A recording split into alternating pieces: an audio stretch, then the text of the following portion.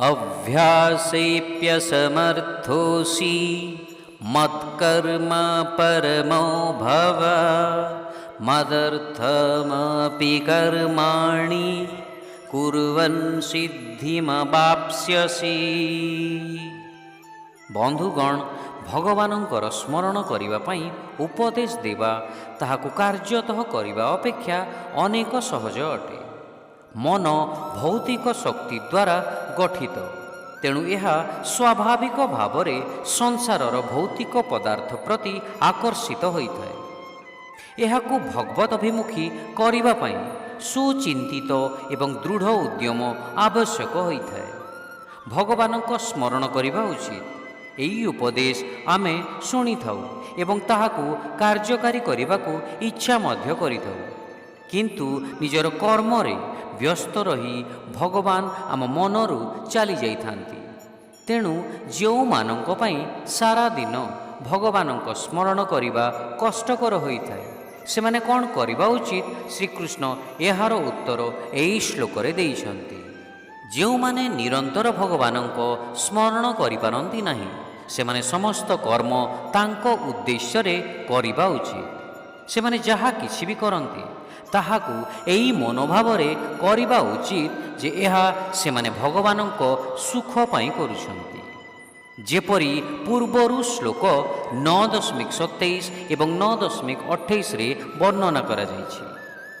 जो माने गृहस्थ जीवन यापन करंती सेई व्यक्तिर समस्त समयर मुख्य अंश तांको परिवार भरण पोषण रे चली जाइଥାଏ। व्यक्ति सेई सबु कर्म करी चलिबा उचित, किंतु अंतरर भावनारे परिवर्तन आनिबा आवश्यक। एहा परिवार सहित तांकर शारीरिक बंधन दृष्टिरु करिबा परिवर्ते एई भावना उत्पन्न करिबा उचित जे परिवारर समस्त सदस्य भगवानंकर संतान अटंती। तेणु भगवानंक सुख पई सेमानकर जत्न नेबा तांकर कर्तव्य अटे। जणे व्यक्ति जीविका अर्जन निमंते जेउ कर्म करिथांती सेथिरे मध्य तांकर मनोभावकु परिवर्तित करा जाई पारे। ता द्वारा से सांसारिक सुख भोग करि पारिबो। एपरि चिंता करिबा परिवर्ते से एहा भावी पारिबे जे मु अर्थ उपार्जन करी मोर परिवार तथा निजर भरण पोषण करिबे, जहा द्वारा आमे समस्ते भक्ति करि पारिबे एवं मु जहा भी संचय करिबी ताहा मु भगवानंक सेवारे दान करिबी।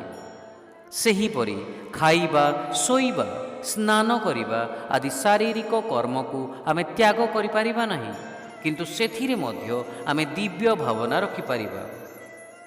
मु निज शरीर को सुस्थ रखिबी, एहा द्वारा मु भगवानंक सेवा करि पारिबी।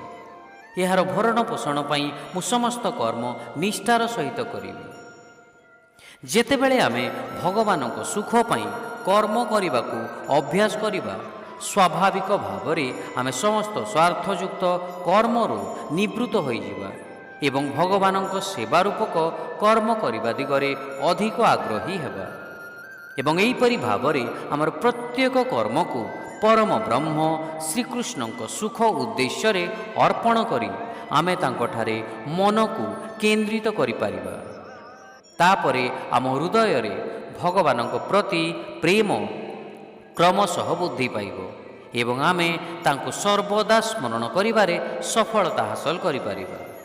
शिक्षा, तुमे जदि भक्ति सहकारे मोर स्मरणर अभ्यास करि पारु नाहो, ताहेले केवल मो निमित्त कर्म करिबाकू चेष्टा कर। एहीपरि मोर भक्तियुक्त सेवा करी तुमे परिपूर्णता को प्राप्त करि पारिबो। If you cannot practice remembering me with devotion, then just try to work for me, thus performing devotional service to me. You shall achieve the stage of perfection.